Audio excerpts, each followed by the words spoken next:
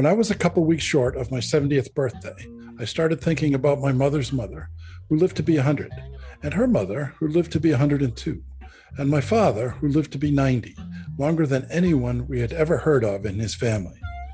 I began to think that maybe our generation could be the first to routinely live to be 100.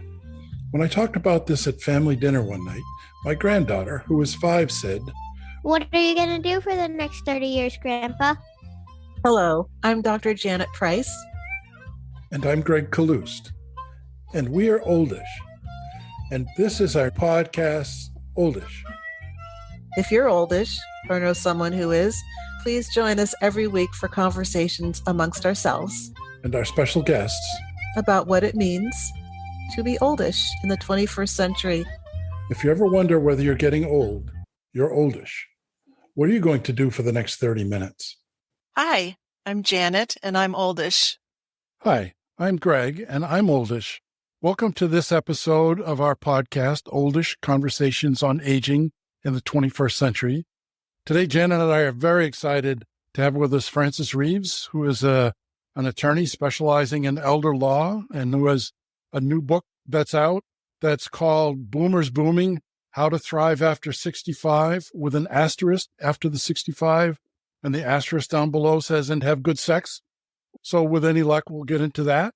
Before we start talking too much, I just want to say about the book that if I could go back in time 20 years and give my parents any book about how to handle the future or any book about anything, it's about 20 years ago is when my mother started downhill with dementia. And my parents had no idea what to do with it, nor did we. So if I could go back in time and give them anything, it would be this book. So welcome, Frances. Thank you so much. And I, too, am oldish, even though I did my best to hide it for the longest time. But when I wrote the book, my editor told me, oh, no. You have to tell them how old you are. So it's in the book. It's there for everybody to see, the publication date. And if I'm ever well known enough to go on Wikipedia, everyone else is going to know it too. So I'm oldish and happy to be here. I was going to jump in before we talk too much about the book, just to start at the very beginning of the book with the recommendations, because I thought they were a great starting point of what the goal was of the book. So I wrote down a couple of them. The one was saying this book gives shape and form to a time in life often made invisible in contemporary culture. By that's Avni. Avni. Yeah. Avni, yes. And then the other one that caught my eye was Reese validates what this generation has to offer society: wisdom, creativity, and resiliency. And that especially caught my eye because of the word resiliency. So I think we'll probably bring that into the conversation as we go. That's my cousin, Natalie. She's the only other member of my family. She wrote the book first, and she's my idol. The book had nothing to do with Natalie. In other words, the book came from inside. When I went through all of this with Mom and Dad, I realized something had to be done. And I went to a class on how to write a book, and I'm a fairly disciplined person. I was a ballerina growing up. So I went to a class, and she said, you've got to take 2 hours once a week or 3 hours and write the book. And that's how it happened. And Avni, it's so funny. Natalie is older than I am, and she says she's an octogenarian. But Avni, I have known since she was, 9 years old. And here she was, one of the 5 finalists for the Booker Prize. It was like, wow. So just in the fact that both those people took the time to read this book and give this recommendation was an honor. It really was an honor. And it was also an honor to serve my parents. I think that's something the baby boomers have that Gen X definitely doesn't have. But what I had to do for Mom and Dad, I sort of felt was the way they'd raised me, even though they didn't want to be a bother. It was so interesting to me. Every time Mom had dementia. So, she didn't mind if she was a bother. But Dad was, every time he called me Franny, he'd say, Franny, now, I don't want you flying up here all the time. I don't want to be a burden. And I said, Dad, it's an honor. It is an honor to be your daughter. It is an honor to be able to come in here and fight the good fight for you, which you can ask that assisted living center. I certainly did from time to time. And they inspired the whole book. And then when you get into your family and find out how cool they were, I was like, wow, I wish I'd known this when I was younger. So it sounds like what you're saying is that it gave you an opportunity to get to know your parents or your dad, especially in a way that you, in this moment in his life, about him. You got to learn a lot more about him or get to know him better. When I was growing up, my father was, as I stated in the book, we lived all over the world, and they were all third world countries. And for the most part, I was the only 5'10" blonde in most of them. So I always stood out. I was the eldest of the three of us. And the first 14 or 15 years, he was out 3 weeks and in one. And so it's not like we had a lot of, it's like, Daddy's home, and Mom wanted him as much as we did. You know what I'm saying? So the last 10 or 15 years, it was such a pleasure to meet him again as an adult and to hear about, he fought in the Pacific during World War II. He was a radar guy. So in those days, that was really top secret. And of course, the stories my dad told was about after the Marines had come in. He was not a Marine, as he says. I was on a destroyer. But the good stories about my dad are the fact that he found all the sake in a cave that the Japanese had left behind. Oh, that's a good story. That's great. That sort of gives you an idea. Yes. The best story about Mom and Dad is how they met. Mother was a Pan Am flight attendant. I think I put this in the book. Mom was a Pan Am flight attendant, and she had come in. It was Carnival, and they had just arrived, I think in Belém, but it could have been Rio. Doesn't really matter. In Brazil. And the bar closed like one drink in. And Charlotte, and in those days, so this was the early 50s.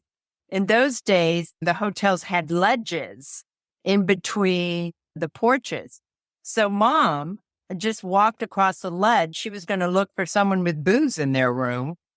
And that's how she met my father. He was getting ready for bed. Yes, that is how they met. It really does happen. Yeah, that's an amazing story.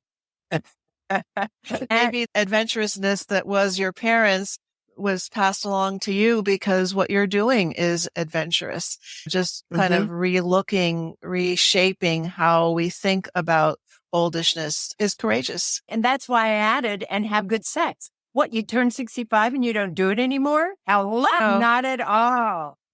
Exactly. That's part of the culture. We're not allowed It to is. even know about it. And certainly there's a major ick factor about old people doing it. It's all icky. And it extends to, I was noticing, I reread the email this morning that I first got from your publicist, introducing you in the book and wondering whether you should. And every time she used the word sex, it was S-X. Like she couldn't even type the word sex because not about old people. No, you can't even imagine that.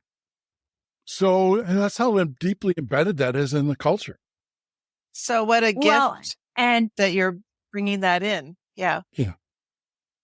and telling you about sex toys, which really can be a value add. Yes. Yes. Whether you're by yourself or with someone else. Yes. Well, it's easier to have sex if you have a partner, of course. But if you don't, all of a sudden you don't feel like it. You don't, you're not reading a good book or you're not watching something great on TV that has I'm not talking about pornography. I think I mentioned in the book that you should watch some of some great sex,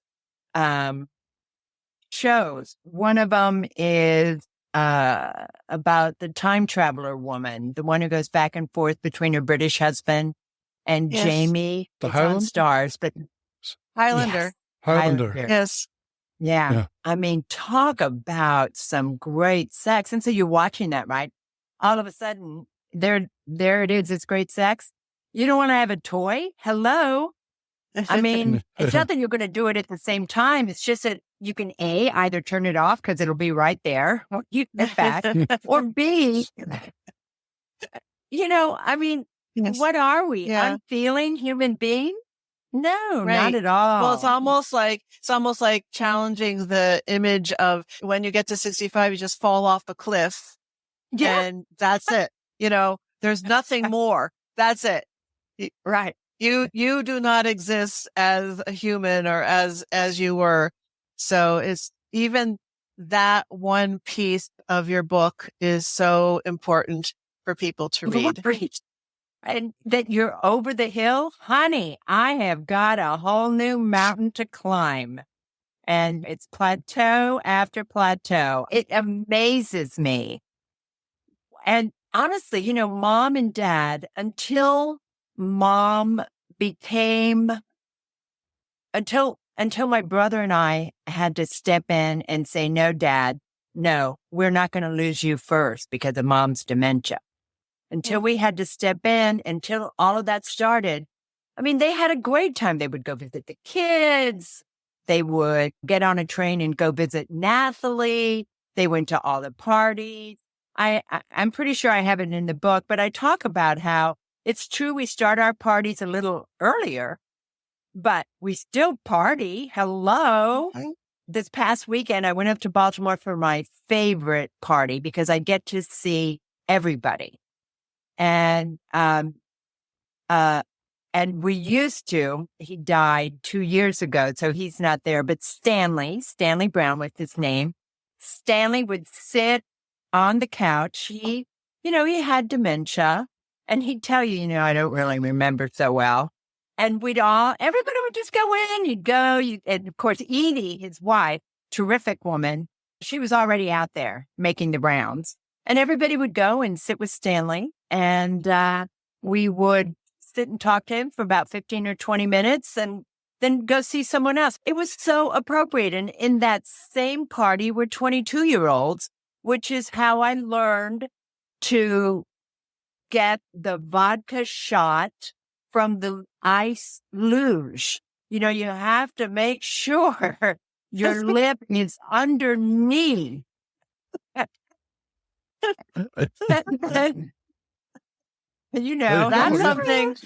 That's something I didn't know I would learn today. Thank you. See, we're always learning, always growing, always becoming. True. Frances, one thing I was curious about is your own journey, because I understand that it was when you and your brother realized that your mom needed help and then realized that your dad could be so negatively impacted by caretaking for your mom. But a lot of baby boomers are in that moment and don't take that step of, you've got to do something about it and you've got to make this different and you've got to get into elder care. And the company you started, Parents, what was it? Parent Your Parents. Yeah. Parent. Yeah. What do you think it was about for you that this kind of opened up for you and you jumped in with both feet? Mom and Dad, we were lucky in this regard. Mom and Dad had 2 or 3 year policies of long-term care. And Dad he had insurance for everything. So when we moved Mom and Dad to Atlanta, that's where my brother lived. When we moved them out of Houston into Atlanta, we were going to use one of their long-term care to put them together. And Dad came out and took a look at it. It was a beautiful facility, great place, blah, blah, blah. But the minute they got there, it was apparent Charlotte, mom, she couldn't be there. She was too far gone. And I was afraid that was going to happen. Mm-hmm. So we found another place that was close by with a long-term memory care. And mom was a summa cum laude graduate of American University. And here's what I found out. Just because you have dementia, whatever kind, does not mean you're no longer smart. Because she wanted out and she pulled the fire escape and escaped. And they got everybody back in and did not even realize mother was missing until the police brought her back. Wow. So she was out there waving down cars. So a car called the police and said, we think there's this old woman out there. We think she's from I think it was Sunset. I forget the name of the place. So that was worth $6,000 or $7,000. Wow. So then we found another place for her. And of course she had long-term care. And then one day long-term care said they didn't pay. And we said, what do you mean you didn't pay? Well, it's all gone. I said, I'm looking at the numbers here and it's not all gone. So basically what happened was I had to count all the invoices and to show, and this was a major insurance company. This wasn't some podunk long-term care. This is a major one to show that mom still had time left. Now, in the meantime, of course, we're, oh my God, we've got to get her into a nursing home because Dad was in assisted living. And so we couldn't both possibly, we couldn't afford both of them, at $6,000 a month. So I counted it all up. And then I became a member of Premium LinkedIn. And to anyone that had a senior VP title or higher, I had written a letter about who my father was and who my mother was, and the fact that they had stopped their long-term care, her long-term care prior to, and they had actually counted my father's exemption period incorrectly also. And believe it or not, I got a phone call within 24 hours. And within the week, they asked me how much I wanted. Of course, this is my first one, right? So I went $15,000 thinking that I had asked for way too much. They immediately took it, which meant I asked for way too little. But as we're finishing this conversation, Dan, who I became friendly with, Dan said to me, Miss Reaves, this never happened. And you know what never happens? That they get caught. Yeah. That's what never happens. Yeah. And at that, it was like a light went off. It was like, okay, they need me. Yes. Yes. And Absolutely. that was it. It's never happened. Yeah, baby. And as I talk about in my book, it's trusted professionals, attorneys and doctors work together to take money.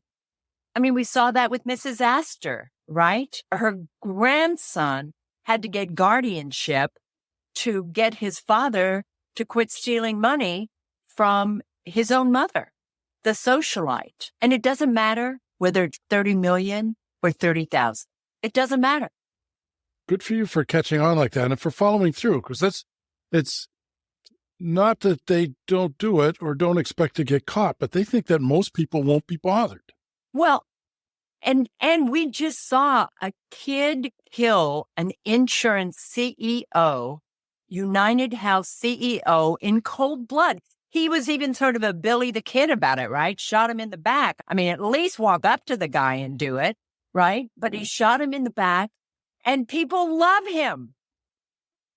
Set him free. And really, the minute it happened, I knew it was because the guy was in medical insurance. Yeah. I mean, I already knew it because these insurance companies seem to think that they can tell us how we can get healthy. I definitely felt like that was this moment of, as soon as it happened for me, since I'm a psychotherapist, and so I'd been hearing about stuff going on with United for a long time. Mm-hmm. And as soon as it happened, I thought, I can't wait to hear what this person's story is. Right. You know, not saying it's right or wrong that he did that, but that there had to have been some sense of hopelessness and rage, Yeah. you know. Yeah. Well, and no other way and- to deal with it. Of course, he was an entitled kid. You know, I know exactly what school Gilman, they talk about a private school, and I'm sure it's because Gilman has requested that the press leave their name out of it, and his Ivy League school, because UPenn did not want anyone knowing he went to UPenn. Yeah. It's sort of a Unabomber thing, right? Yes. But that then touches on what, so there's a connection between all of that and what we're talking about, because as you were just saying, that the healthcare can take advantage of populations who do not have the ability to advocate for themselves. I fired my father's doctor because he was dehydrated. This is when I learned about UTIs and dehydration. I fired my father's doctor, my mother, it was both their doctors, but I fired her because Dad was dehydrated, but dehydration has some of the same symptoms as a stroke. Now, how easy is it to say, well, let's just give him some orange juice and see if he feels better, right? No, she sent my father and I to the emergency room. And then it turned out he was dehydrated. I'm telling you, boom, we are through with this insurance. I need a new insurance broker, and who I still use. He now has his license not only in Georgia, but in Florida. And so all my clients use him. The minute they turn 65, I say, you don't want to go on a Medicare Advantage plan? You want to call George Hillhouse. There you go. His phone's ringing now. Exactly. But I mean, honestly, it's just as you said, Janet, it's like we fall off a hill. And I remember I was watching this great show. I don't know if you guys have ever seen it, called Longmire. It's one of the ones you stream. But the murderer in this particular case was an old man. And when he was caught, well, it wasn't even about getting caught. It was in one of the fact that he'd been in this place where the murder occurred. And someone said, you were there? And no one said anything. He goes, I'm an old man. No one ever notices us. Yeah. There was a book that we reviewed for our podcast called The Little Old Lady Who Broke All the Rules. And it captures all of these things you're talking about, as far as it takes place in Sweden. And it's this group of elderly people who are living in a home for elderly people. They decide to break out and break a law, because in Sweden, the prisons are so okay. And they decided the prison was better than where they were. And so they broke out. First of all, nobody noticed that they'd broken out. Wow. Yeah, then they break the law by stealing some art, and nobody can believe that an old people would do that. So even as they look at the camera and they see these old people, oldish people, it doesn't even occur to them that they might be suspicious because they're oldish. So it's a great book that captures all of that. What's it called? There. I'm writing it down. The Little Old Lady Who Broke All the Rules. I love that. But, it made me think about when Greg and I decided to start making this podcast, that for me, as I was in my 50s and probably 40s, 50s, 60s, I was wondering, what is it like to get old? And I had all these messages around me: no more sex, no more anything really, be quiet and sit there and wait to die. And I kept thinking, is that really what it's like? And desperately hoping that wasn't true, but not having anything that I could reach for that would tell me otherwise. So whenever I saw an article that talked, and I still remember this, if I saw an article that talked about this 90-year-old couple who were still sexually active in whatever way that looked like, I was like, yes, I know that that's true. Thank you. And everything else. So Greg and I decided, as you're doing in your area of specialty, both legally and then who you are as a person, we decided with what we had to bring to the table to try to combat this and try to help people who have elderly parents recognize that, what does that mean? That it's, I love what you said a little bit ago with us about that it's an honor.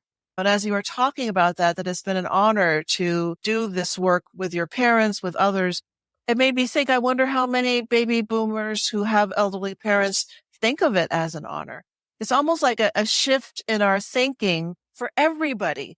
That it's an honor to be oldish. It's an honor to take care of your parents. It's an honor to think about this differently. Well, Janet, first of all, I couldn't agree with you more. And in this moment in my life at the age of 70, and that's only for 4 more months, but at the age You'll be really old, yeah. But at the age of 70, I realized, maybe I have 30 years left, maybe, because I only want to live with a quality of life. That's it. But I realized, first of all, it's now or never. And there's a reason. I'm thrilled. I can't tell you how this is, I hope this comes out right.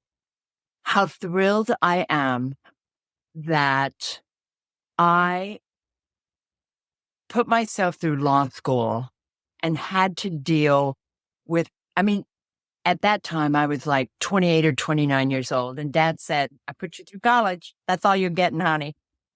And I did it. It seemed incomprehensible that I could do it.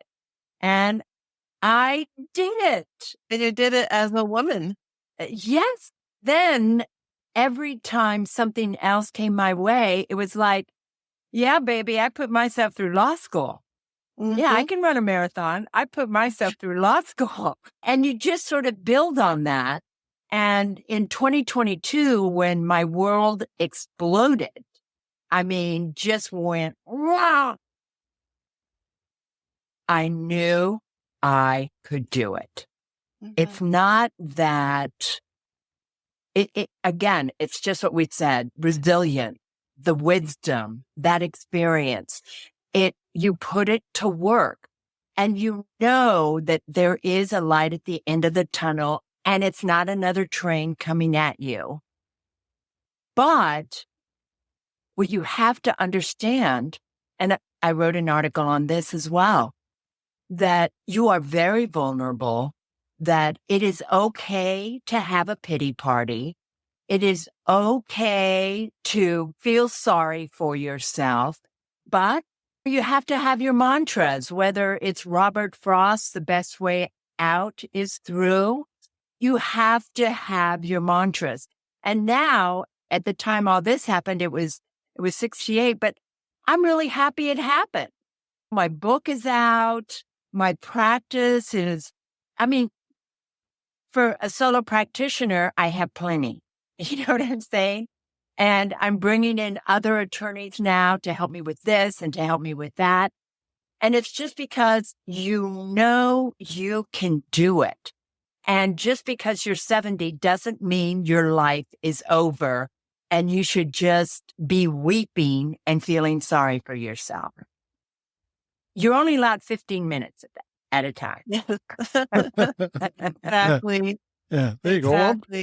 go. I'm glad you said that about being glad that you're at this point. One of the things that you said in the podcast that we're listening to earlier today was in 2022, one of the things you were saying to yourself was, I didn't expect this. How did this happen? Exactly. And that, I think, is common for people who get to be our age. As you use the word mantra, and that's one of my mantras. I say all day, every day is, how did this happen? How did I get here? This was nothing that's currently in my life was describable by me 30 years ago. None of this was predictable. And Greg, what is your background? Oh, it's varied. But the main thing is, in terms of the background that brings me here, the main thing is that I raised 3 daughters with my ex-wife, and they're all beautiful. They're all in helping professions. They all give back to the extent that they can. My oldest daughter's an elementary school teacher. My middle daughter's a pharmacist. And my youngest daughter is an immigration attorney specializing in providing services to undocumented, unaccompanied minors. Well, she's got her work cut out for her. Oh, she does indeed. 4 years. She does indeed. So we won't go down that particular road right now, but we can come back to that at some point. But a couple of years ago, I just realized after years of, crap, because, crap happens in everybody's life, right? And so for the last 10 or 15 years, there was a fairly steady mix of, crap, along with the good stuff. And for most of my life, everybody has regrets, but a couple of years ago, I realized that if you changed any one thing, including the stupid things, and I don't know if I ever did anything bad, but, including the non-optimal things that I ever did. I was fat. Well, you change any one of those moments. I was going to say it's never too late to be bad. Okay, go ahead. No. Don't Sorry, Greg.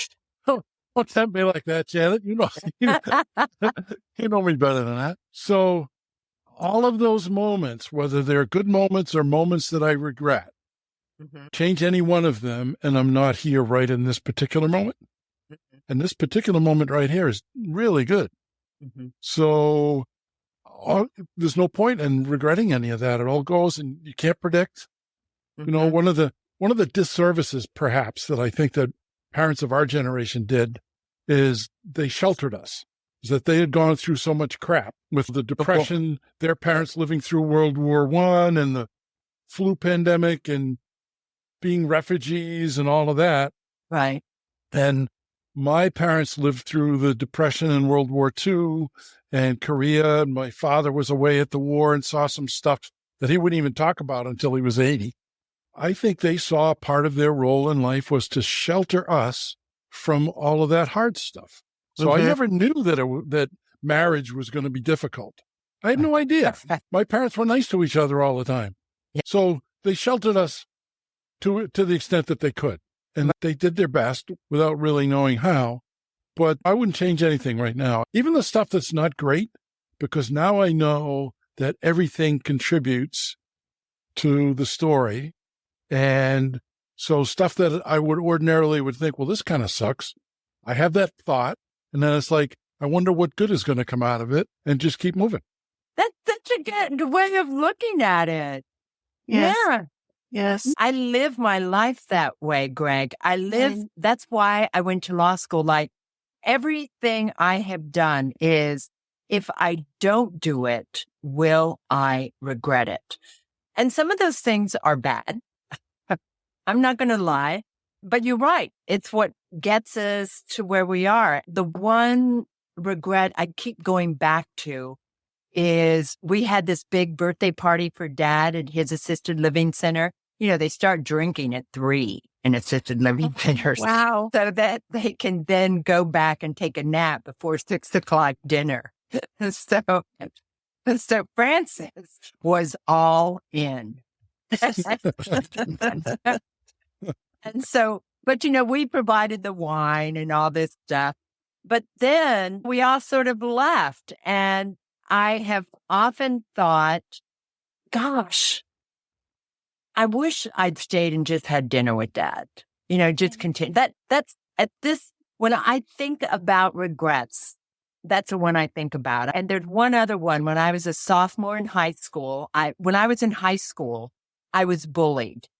And I was bullied because I was tall, I was blonde, I had no self-esteem, because my mother had no self-esteem. So, like mother, like daughter.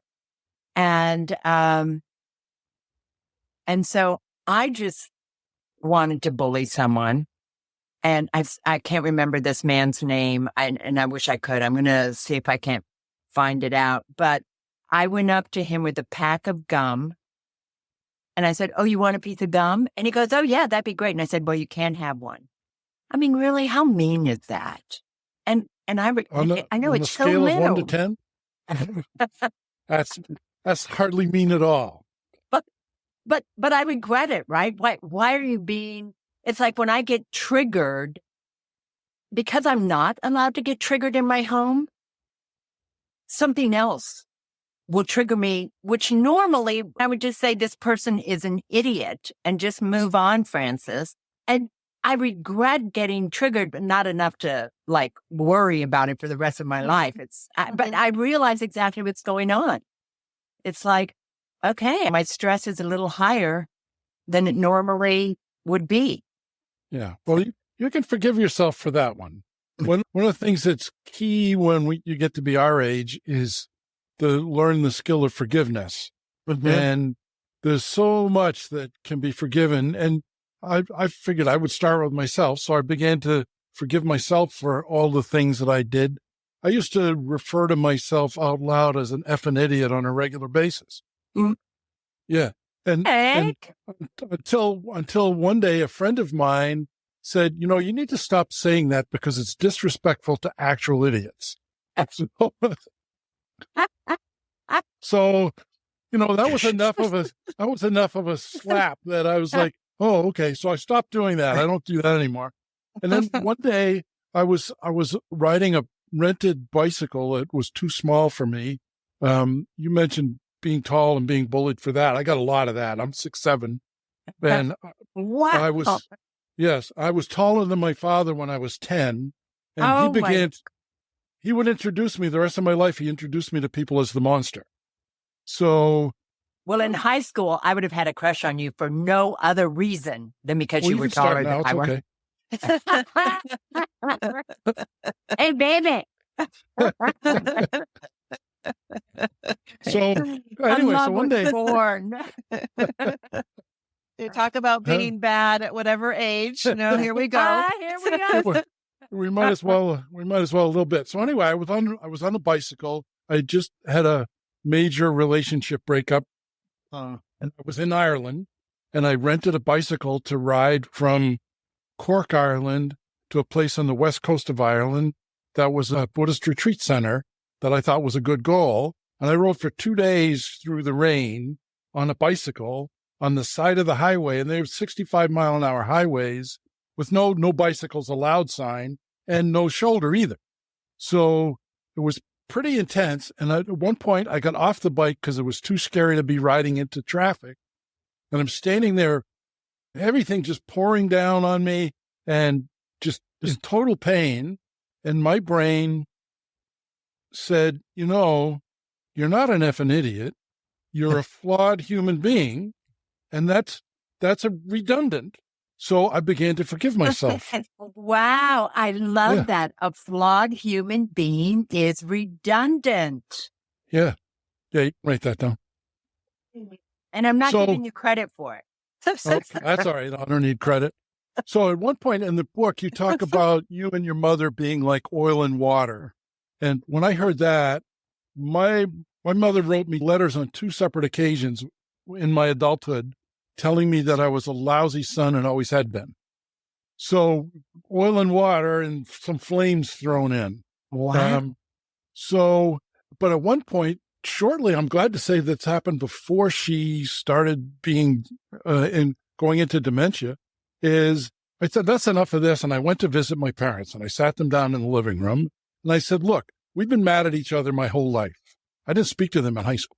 So I said, we've been mad at each other my whole life. I can't even remember what it was that set me off.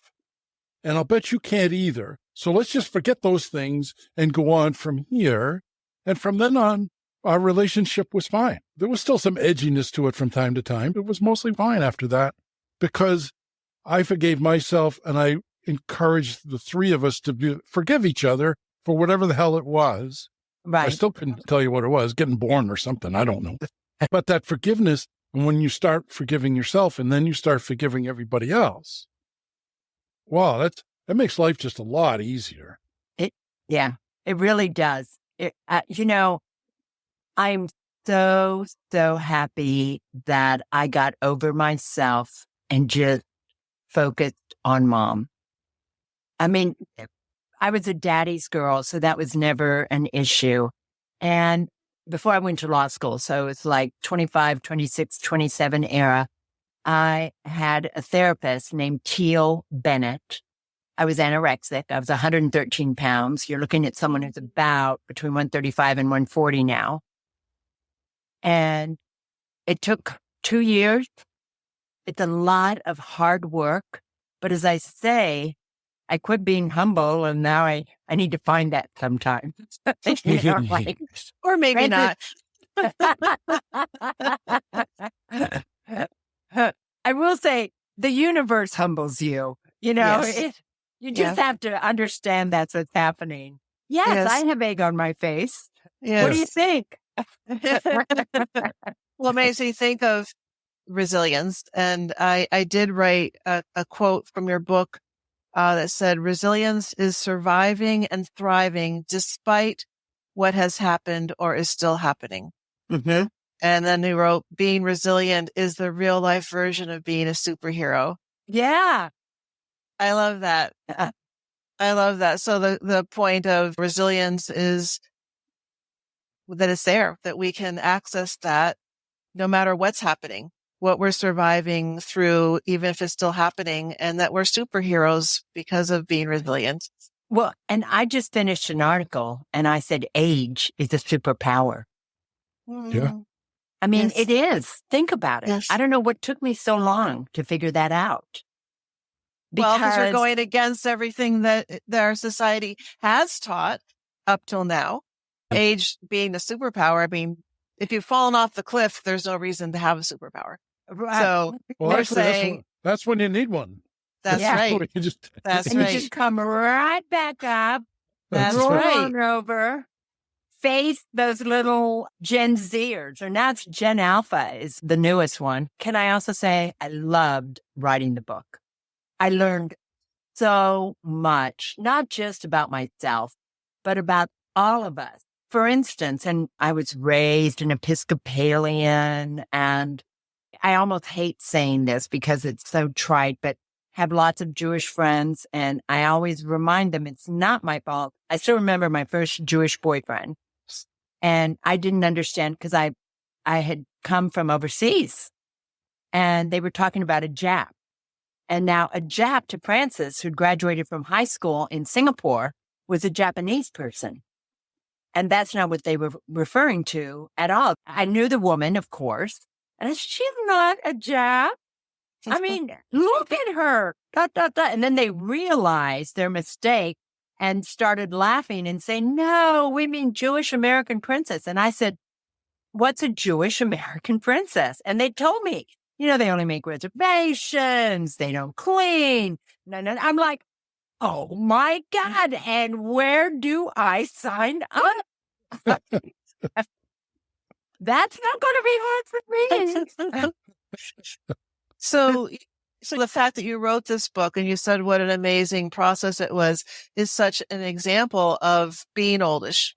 As we age, what are new things we want to bring into our life? Writing a book. Yeah. And what can you say more about what was so amazing about it or so kind of life-changing in a way? Abraham, I considered myself savvy on religion. I considered myself savvy on religion. Mm-hmm. I studied Kabbalah. I delved into Buddhism. My godmother was a Buddhist. I thought myself open-minded. So I read about Abraham. I mean, he is the Old Testament, of course, and the Jews recognize him as the prophet who made them God's people. And then the Christians recognize Abraham also as a prophet. And this I knew because we say it in the syllabus that when you go to church, we had this syllabus. about our Father in Christ. And 25 chapters of the Quran mention Abraham. I was Wow. like, and he's not happy right now.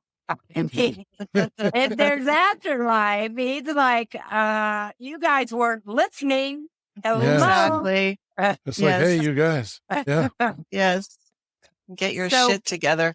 Yeah, but it was amazing to me. I think that's a humbling moment. You think you're so in the know, and then you're not. There's all kinds of stuff we don't know yet. In fact, I'm pretty sure I don't actually know anything. So there's all kinds of new stuff. The first literature I was aware of Abraham in was Bob Dylan. Look, God said to Abraham, kill me your son. And Yeah. Abe said, God, you must be putting me on. I mean, that's perfect. I'd give him a Nobel Prize just for that line. I know. Imagine following blindly. There's something that I wanted to talk about after listening to the podcast this morning, but I'm having too much fun laughing. I'm not sure I want to bring it up. So I'll bring it up just because I don't want to leave it out. There were two places, Frances, in that podcast that you did where you got really animated, so to speak. And they both came toward the end. Mm-hmm. And the first one was when you decided that if he wasn't going to bring it up, you were going to, and you started to talk about sex a little bit. Mm-hmm. And the other one was end of life concerns and about your desire for when quality of life is gone, how you would want to handle that. Now we're not going to do a lot of laughing if we talk about that one, I don't think. Well, I mean, I think we can. Are you kidding? Oh, okay, good. Of course, yes. First of all, we should be able to decide our end of life right now. I feel very strongly about that. It's easy to go to any one of these 5 or 6 states when you have a terminal cancer and they're not going to be able to cure and say, okay, I'm going to live here 6 months and then I'm going to die when I want to die. And it's very strict. It's amazingly strict what they make you do because you have to be of sound mind. And most of us, my mom had dementia, so there's a chance I will have dementia. But the truth is, I've done everything I can to prevent it. Just like Parkinson's, all those neurological disease, I tell everyone, exercise is the key. If you exercise, you're going to put it off, way off. And with any luck, you're going to die first because everybody has dementia now because we're living so long. And I think it's only right that today I would be allowed to say, if there comes, and we can do the criteria, right? If there comes a time when I don't recognize the people around me, when I am or I am bedridden and you need Joyce to bring me up and over to bathe me or change my diaper or whatever, because I've been laying in. I mean, whatever the criteria are, I want you to just give me A, the pill, or B, the shot. I don't care what it is. Yeah. And we all know that there are people who are wealthy enough and know a doctor so that they can do this. And so that's my next goal. Of course, it's to find that person because I have clients.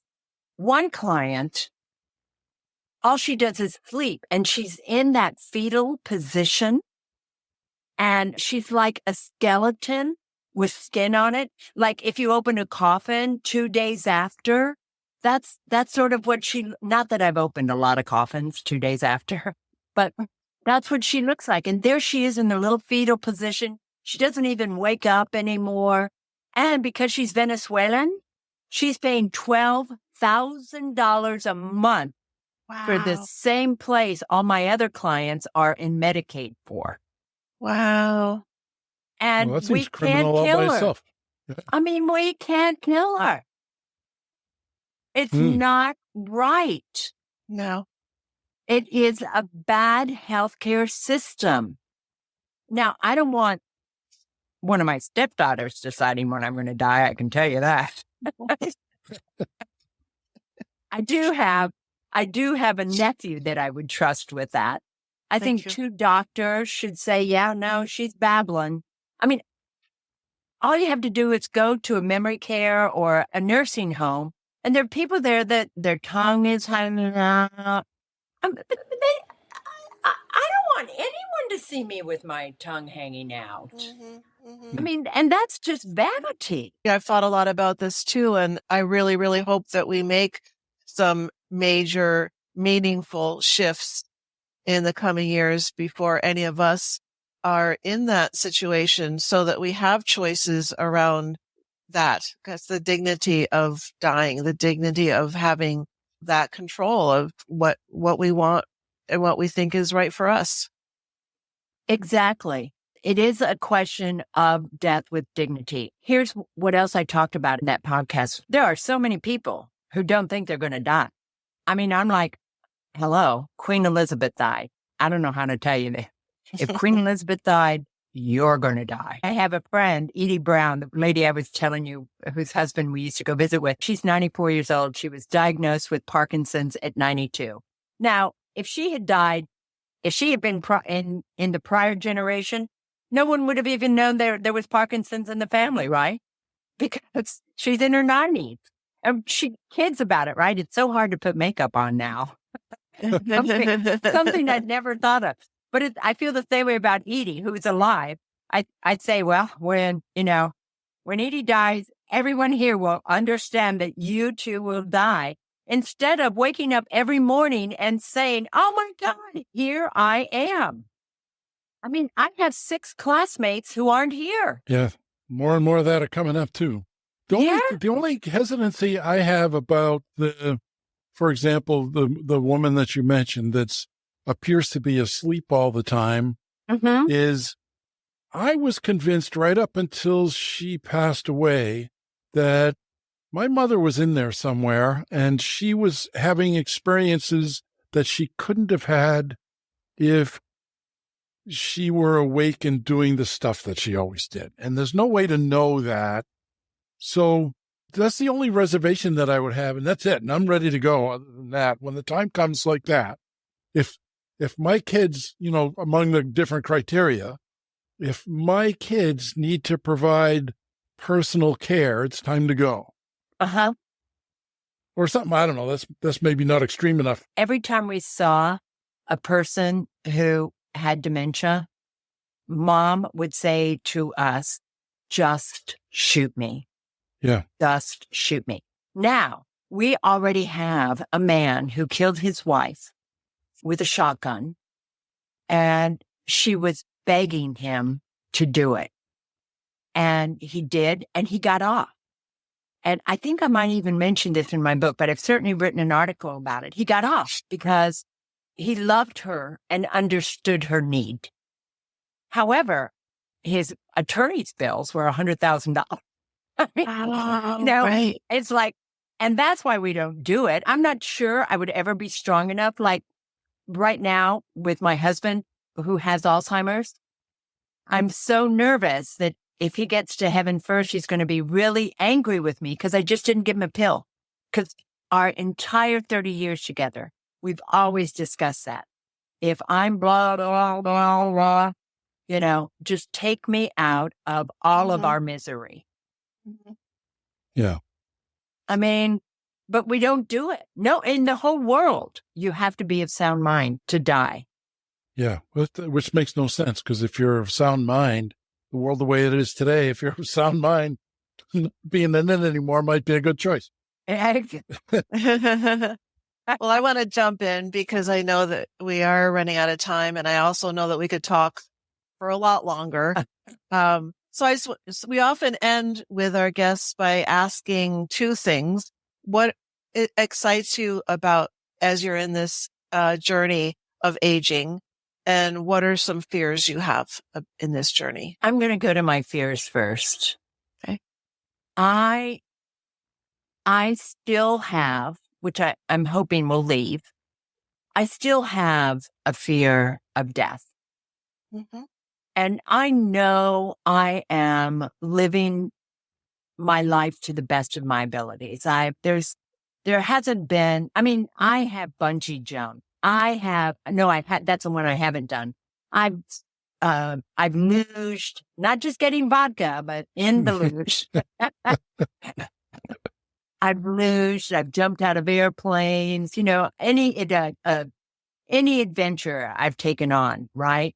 But the idea of knowing that it's imminent, I'm nervous about how I'm going to feel then. And that's a fear that I have. I don't dwell on it that often, but I know it's there. And I think the thing I'm most excited about is my next chapter, which I'm living on this podcast. I mean, you all are, I think, my third podcast. I did a couple of TV interviews today, and it's like, oh my gosh, all I had to do was write a book. You know what I'm saying? I'm so excited. Like every time Katie and Macy write me and say, well, can you do this? Can you do this? It's like, oh, wow. I'm sure. I guess I can. Yeah. So I mean, that's it. Yeah. Yep. All right. Well, we're going to ask Katie and Macy to ask you if you'd come back on and talk with us some more at another time. If you're willing. I certainly am. And I mean, I think one thing that maybe we could think of as a topic is why you need an estate plan. Yes. Great. So, and because the first half of my book is all motivational. Mm-hmm. And then the second half of my book is now you can have all that fun once you do this. Yes. Yeah. Yep. Okay. All right. We can start off with that. Yeah. Greg and Janet, and Greg, I put you first because I'm a feminist. Oh, I see. Okay. Usually the woman goes first, but I thought, he's oldish and a man. I'll let him go first. I'll say bye to him first. But I cannot thank you enough for letting me speak for an hour with you all, and what a good time I had. Oh, good. We did too. I'd love to come back. We had fun too. Yeah. Yeah. Thank you so much. I wish you the best in all these next parts of your journey. Thank you. I'm enjoying the journey. And I'm not even waiting for the other shoe to drop because, you can pick up a shoe. Who needs shoes? Exactly. I'm barefoot as we speak. Well, you've certainly brightened up my day, Frances. Thank you. So I look forward to seeing you again. And do you have another relationship? Yes. Oh, great. I'm glad. Men need relationships. I think everybody needs relationships. We just need a different way to talk about them and define them. For example, I'm in Jane's house now doing this recording, and we can't figure out how to introduce each other. If I say she's my girlfriend, well, she's not a girl, and we're more than friends, so neither one of those is accurate. So what do you say? So we bought a van together to do some traveling with, so now we're van partners. So I say Jane is my VP. And what about you, Janet? Are you in a relationship? I am, and I call him my honey. Oh, your honey. Your honey? Oh. Yes. Yes. I call him my honey instead of my boyfriend and it's relatively new. So I have called him my new honey, but eventually I think it will morph into my honey. That's funny. Yes. I like both those stories though. We'll talk about relationships on the next one also. Okay. I agree. That's something that's been on our list to do, is to talk about relationships, because there's so many different ways to do it. And we were told that there were like 2 or 3 when we were kids. And now there's at least 1 billion. So we'll talk about that. Yeah. Yeah. And, all right. And you have to live your own life. Yeah. Can't live anyone else's. Exactly. Oh gosh, you guys, you were so much fun. So were you. So were you. Thank you.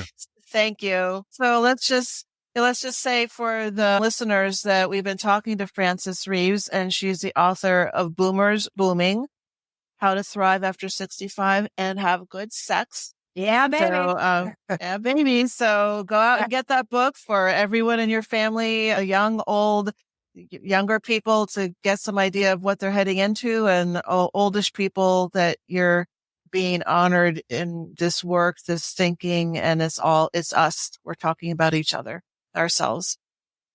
Merry That's great. Christmas. Thank you, Janet. Thank you, Greg. Thank Bye, you, Bye, guys. Frances. Thank you. That's it for now. Thanks for listening. We sure had fun and learned some things. We hope you did too. Frances Reaves' book, Broom is Brooming, How to Thrive After 65 and Have Great Sex, is available on her website.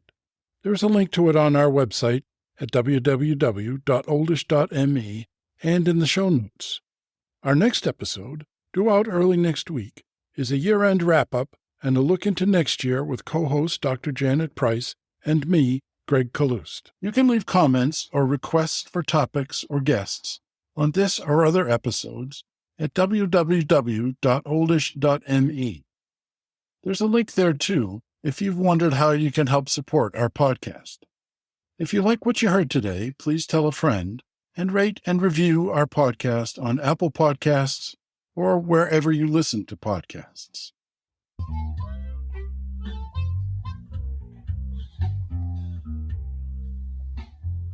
Hallelujah.